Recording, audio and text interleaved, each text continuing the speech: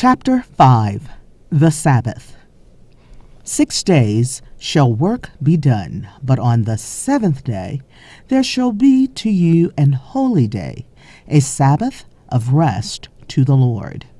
Exodus 31:15, Leviticus 23:3. These 6 days are not 24-hour periods of time.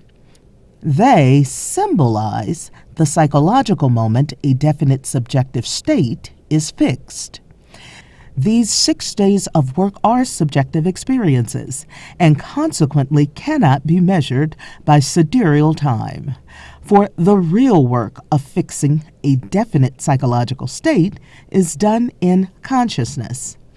The time spent in consciously defining yourself as that which you desire to be is the measure of these 6 days. A change of consciousness is the work done in these 6 creative days, a psychological adjustment, which is measured not by sidereal time, but by actual subjective accomplishment. Just as a life in retrospect is measured not by years, but by content of those years, so too is this psychological interval measured, not by the time spent in making the adjustment, but by the accomplishment of that interval. The true meaning of 6 days of work, creation, is revealed in the mystery of the vow, VAU, which is the 6th letter in the Hebrew alphabet, and the 3rd letter of the divine name, Had He Vav He.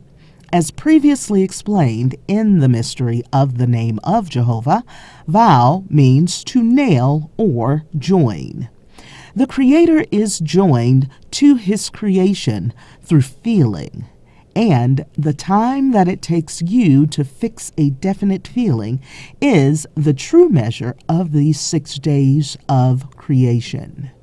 Mentally separating yourself from the objective world and attaching yourself through the secret of feeling to the subjective state is the function of the 6th letter of the Hebrew alphabet, Vav, or the 6 days of work.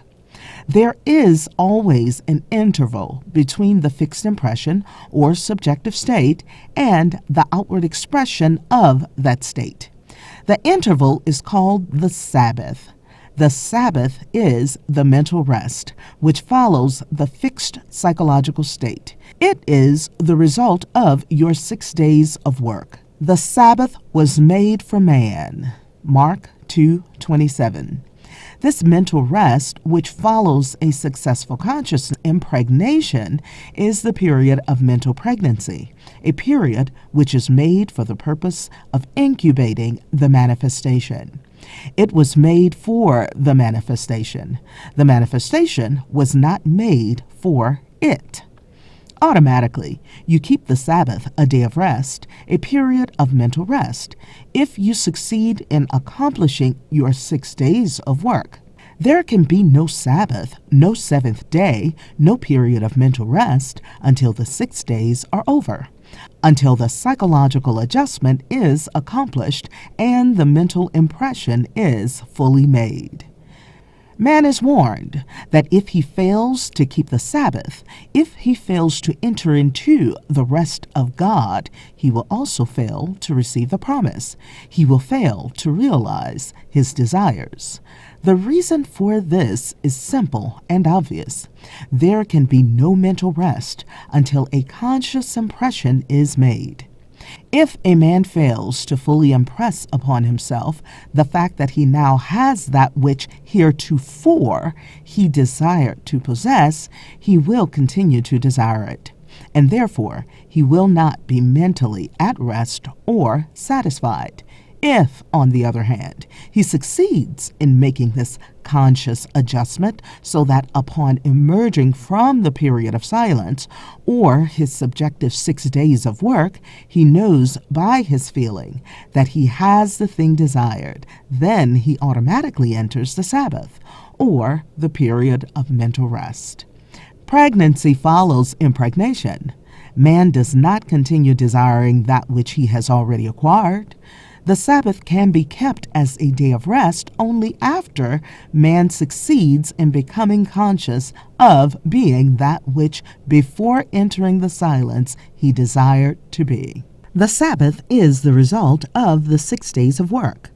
The man who knows the true meaning of these 6 work days realizes that the observance of one day of the week as a day of physical quietness is not keeping the Sabbath. The peace and the quiet of the Sabbath can be experienced only when man has succeeded in becoming conscious of being that which he desires to be. If he fails to make this conscious impression, he has missed the mark. He has sinned. For to sin is to miss the mark. To fail to achieve one's objective, a state in which there is no peace of mind. If I had not come and spoken unto them, they had not had sin. John 15:22. If man had not been presented with an ideal state toward which to aim, a state to be desired and acquired, he would have been satisfied with his lot in life and would never have known his sin. Now that man knows that his capacities are infinite, knows that by working 6 days or by making a psychological adjustment, he can realize his desires, he will not be satisfied until he achieves his every objective. He will, with the true knowledge of these 6 workdays, define his objective and set about becoming conscious of being it. When this conscious impression is made, it is automatically followed by a period of mental rest, a period the mystics call the Sabbath, an interval in which the conscious impression will be gestated and physically expressed. The Word will be made flesh, but that is not the end.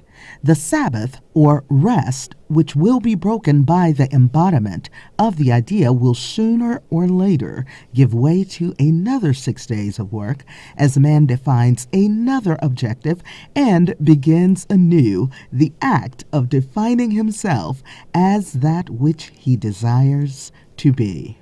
Man has been stirred out of his sleep through the medium of desire and can find no rest until he realizes his desire.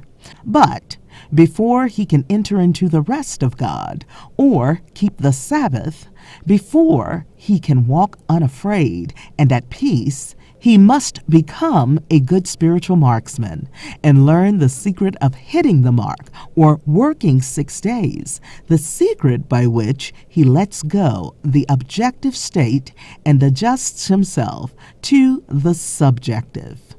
The secret was revealed in the divine name Jehovah, and again in the story of Isaac blessing his son Jacob. If man will apply the formula as it is revealed on these Bible dramas, he will hit a spiritual bullseye every time, for he will know that the mental rest or Sabbath is entered only as he succeeds in making a psychological adjustment. The story of the crucifixion beautifully dramatizes these 6 days, psychological period, and the 7th day of rest. It is recorded that it was the custom of the Jews to have someone released from prison at the feast of the Passover, and that they were given the choice of having released unto them either Barabbas the robber or Jesus the Savior. And they cried, "Release Barabbas!" John 18:40, whereupon Barabbas was released and Jesus was crucified. It is further recorded that Jesus the Savior was crucified on the 6th day, entombed or buried on the 7th, and resurrected on the 1st day. The Savior in your case is that which would save you from that which you are not conscious of being, while Barabbas the thief is your present conception of yourself, which robs you of that which you would like to be. In defining your Savior, you define that which you would save you, and not how you would be saved. Your Savior or desire has ways ye know not of. His ways are past finding out. Romans 11:33. Every problem reveals its own solution. If you were imprisoned, you would automatically desire to be free. Freedom, then, is the thing that would save you. It is your Savior. Having discovered your Savior, the next step in this great drama of the resurrection is to release Barabbas, the robber, your present concept of yourself, and to crucify your Savior or fix the consciousness of being or having that which would save you. Barabbas represents your present problem. Your Savior is that which would free you from this problem. You release Barabbas by taking your attention away from your problem, away from your sense of limitation, for it robs you of the freedom that you seek, and you crucify your Savior by fixing a definite psychological state, by feeling that you are free from the limitation of the past. Again. And you crucify your Savior by fixing a definite psychological state, by feeling that you are free from the limitation of the past. You deny the evidence of the senses and begin to feel subjectively the joy of being free. You feel this state of freedom to be so real that you too cry out, I am free. It is finished. John 19:30. The fixing of this subjective state, the crucifixion, takes place on the sixth day, before the sun sets. On this day, you must have completed the fixation by feeling, it is so, it is finished. The subjective knowing is followed by the Sabbath or mental rest. You will be as one buried or entombed, for you will know that no matter how mountainous the barriers, how impassable the walls appear to be, your crucified and buried Savior, your present subjective fixation, will resurrect itself. By keeping the Sabbath, a period of mental rest, by assuming the attitude of mind that would be yours if you were already visibly expressing this freedom, you will receive the promise of the Lord. For the Word will be made flesh, the subjective fixation will embody itself, and God did rest the seventh day from all his works. Hebrews 4:4. Your consciousness is God resting in the knowledge that it is well, it is finished. And your objective senses shall confirm that it is so, for the day shall reveal it.